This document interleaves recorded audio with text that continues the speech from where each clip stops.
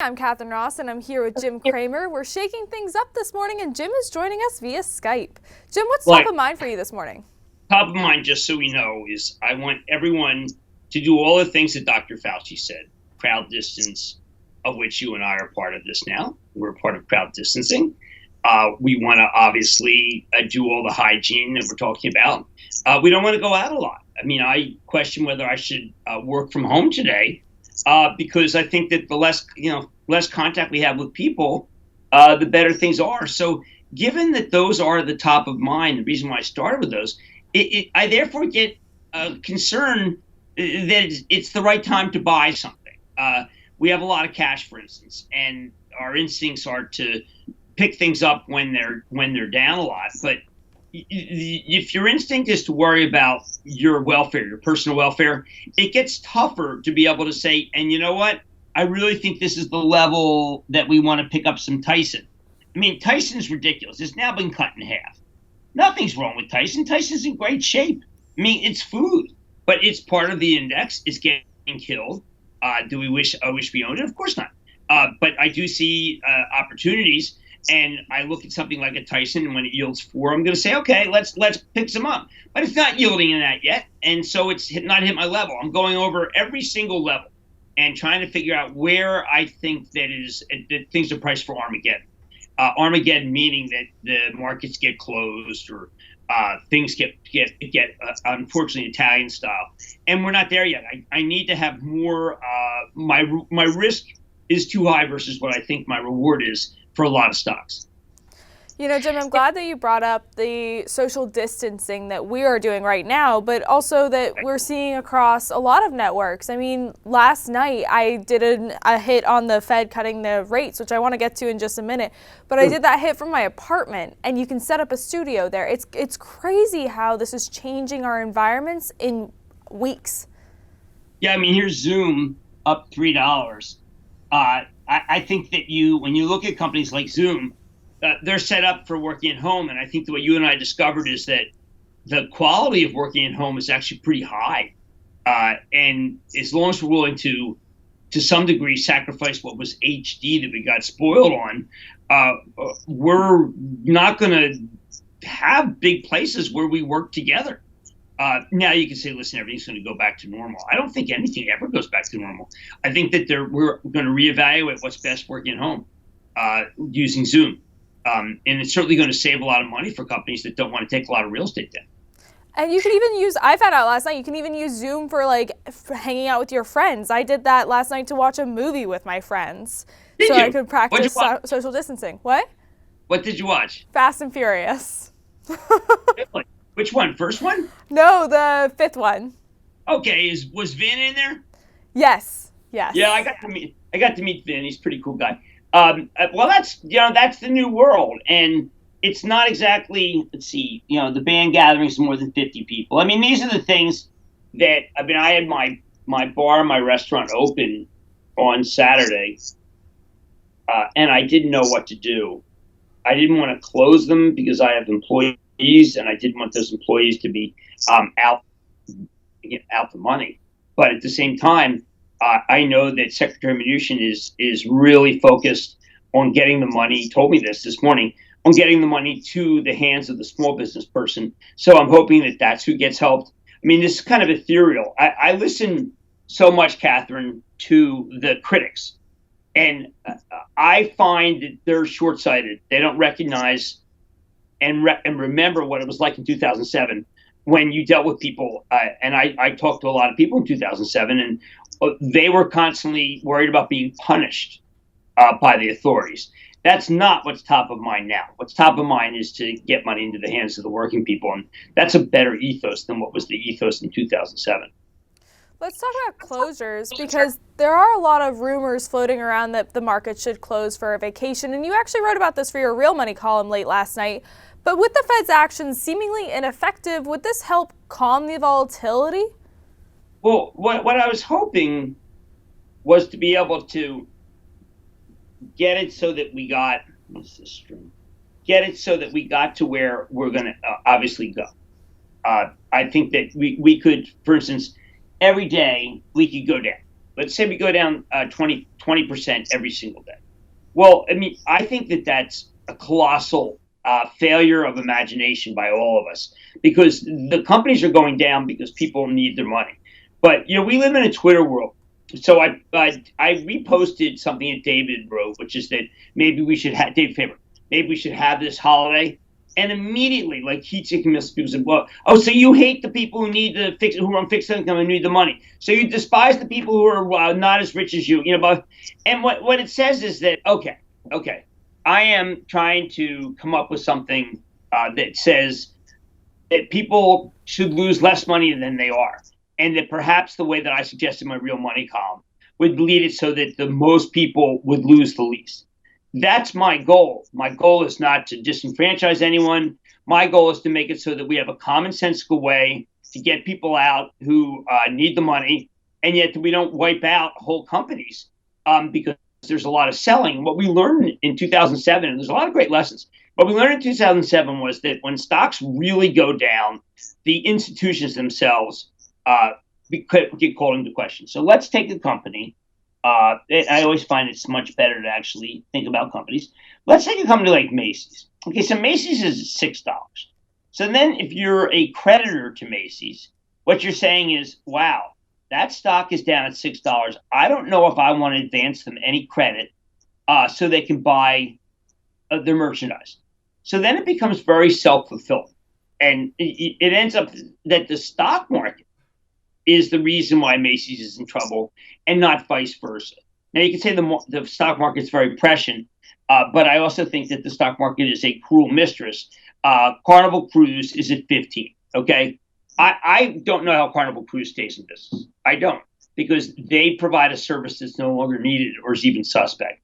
But what will matter is the stock's down so much, it'll just hasten that. And I don't know whether it should be hastened. I mean, maybe it should be that they get a little more time before they go under. But I don't want the stock market to be dictating our economy. I want the economy to be dictating the stock market, which is why I wrote that piece about how it's a shame that we don't have this hiatus, because the hiatus may be better. But the people who say, "Listen, we need our money," you're being punitive. You can't win. You can't win. So let's play this hiatus out. Let's say that the markets do go on a vacation for 2 weeks or whatever. What should investors do if the markets close? Okay, I think that what we have to do, you have to divide the entire S&P, and you can go do utilities too, and say, all right, what's essential and what's not essential? If it's essential, it might be a buy. If it's not essential, it might not. When you want to screen the essential, what you have to say is, do they give you an accidentally high yield? And if so, can they pay that dividend? That is the list of stocks that you're going to want to buy when we're down through the level that we were at in December of 2018, which is my operative level of where we have to go for the S&P. And when you look at that, you realize we are still not there. And because we're still not there, I'm just getting my levels. Because we're still not there, I think we're too bullish. Because I think we're going to have a recession. Now, the secretary told me, listen, the term recession is really not anything that you want to lay down. It's not exact. It's kind of an abstraction, because if we get some sort of any sort of vaccine, any sort of something that gets us out, antiviral, then the recession is over, and there's going to be tremendous pent-up demand. So why call it a recession? I was searching for a word like interregnum. There's an interregnum where the economy really plummets, and then if we've got something, or if we have the end of we have a similar to 2018 decline, 1918 decline, you're going to say, why did Cramer keep me out of the S&P? It's always going to be me. Why did Cramer keep me out of this? Why did Cramer keep me out of that? But I would say that we're almost there. We take out that level, and then we start looking. Catherine, there's a pernicious nature to what's happened in the common stock market, and that is that we have come to believe that individual stocks are too risky. And yet the index is too risky. The index, not the individual stocks, but the index. Because the index is put together for when we have okay times. It's not put together for something like that. So obviously, if we head down the recession path, which it looks like we are, one Well, thing remember, that's not what I'm trying to say. It's not a recession if I have Regeneron on tomorrow night. And if they, in 3 months, have something that gets you out of the hospital, then it's not a recession. It was just a cessation of business. And I make that point because I don't think there's anyone who doubts that we would snap right back if we had something that was secure. We would just snap right back. And recessions are elongated. You come out of them. If we could solve this quicker, then it won't be. We just don't know when remember, it's biological. So it is a biological hiatus of economic activity that will spring back the moment that the biological crisis ends, not the moment when the Treasury Secretary presents a lot of money to the system, not a moment when Jay Powell makes it so that the banks function. It will only be something that biologically saves us. But when it does save us, that's the day that whatever it is, the hiatus ends. And the reason why maybe it's the Treasury Secretary emphasizing to me that if you use the word recession, it's a little misplaced. But I do think that there is a notion that when you hear recession, you never want to own a stock. You want to sell anything. And when you hear business hiatus, then you really want to look and see what you can buy. Then let's take this day by day, because we know starting this week that it's going to probably be another volatile week for us. Right. During this week into maybe next week, what are some stocks that are essentials and non-essentials for our investors watching this right now? Okay. I think that you can, I want to key on a company like, let's take a company like Amazon. Okay. Amazon's a good opportunity here. I think Amazon, which is at 1683, has a good balance sheet. It didn't used to, but it does. Has demand that is only going to increase as people realize what a bargain Amazon Prime is. It's delivering pretty much the same day. I know that there's some issues right now with it, but I think that what we're going to come out, we're going to say, you know what, Amazon is the stock that I should have bought because they're doing incredibly well. So I would say that that's an example of something that turned out to be more valuable during this hiatus. Let's take another one that we own. Let's take PepsiCo. Okay, now PepsiCo did trade in the 90s under Indra, but you could say, well, PepsiCo down 10 to 116, yielding 3.25. It would take a lot to disrupt their sales very seriously. A lot. Do you wait until it gets 4% on a yield? I think a person who just joins the club and has cash should buy some Pepsi. If they wanted to buy 200 shares, they should buy 50 down 11. And then they should, when it gets to, say, 106, buy another 50. And when it gets to 100, if it gets there, I buy 100. And I would do these things. You don't get your battle plan. A lot of the stocks that we've bought in the last, ever since I came back from the Super Bowl and became super bearish and raised you a lot of cash. And I'm just looking at quotes. I don't mean to be rude. A lot of the stocks that I'm looking at, like TJX. Okay, TJX is down 7. Well, that's kind of crazy. I mean, TJX is a company that is going to thrive in this environment. And after I leave here, I'm going to talk to Jeff and Zev and say, you know what? I think we should buy some TJX. It's not anything we've done yet. Obviously, this is one of those mornings where health is so important. We're not even able to make the determinations that we want to make. But I'm making them, and I am, trying frantically to be as knowledgeable as possible. Here's something, new virus. That means you should wear a mask. I mean, I'm not wearing a mask. But this thing is. let's see, the emergency situation in Beijing. I have someone, this is an high-level executive I'm looking at. I feel this present daily life taking a walk with my wife. Let's see, I discussed. What I think is happening is that everybody over there that survived this is giving us some pretty good instructions over here. And I continue to hear, by the way, that we should be wearing masks. And I've got that really 3M mask. And I continue to try to figure out whether I should wear it or not, just because it is so jarring. But what I'm saying is that it's very hard. I mean, I want to buy TJX on the one hand, and then on the other hand, I want to wash my hands.